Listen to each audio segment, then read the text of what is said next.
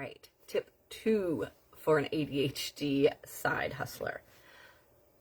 I live seasonally. I work seasonally. I can't do it all at once. And that is a big, when you let that go. So you might hold multiple hats. Maybe you do one thing, but you have multiple hats in it and multiple components. Maybe you make products and there's multiple, and to do them all at once seems overwhelming. Be seasonal, live seasonal. And that could be by the month, by the actual season. Where does your main focus go? It does not mean you don't do something else. So for example, summertime, Jen's garden, I'm in the garden. It is summertime. My focus is going into the garden, into outside things. Does that not mean I am going to make a broom in the summertime? No, it just means I am not focusing on like the broom business during summer.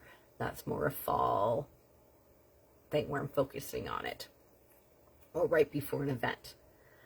But I've set everything up that if something comes up in the other thing, I can do just what needs to be done, small and efficiently.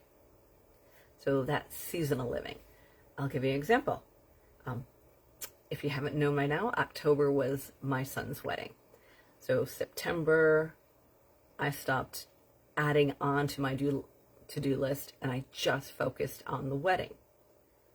Things came up.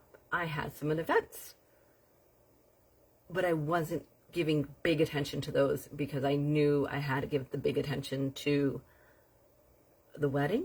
So I just did the basics. I was already set up to do the basics for everything else. November came. November, I went back into broom mode. Usually it's October, but maybe it started after the wedding in October, but November was by the end of November, you're going to have your new broom studio, new broom space done in the barn. And it was. And it's great, but that was it. It was like November, you have to November to get this done. So I was able to do it, knowing I would have time for other things. It's now December.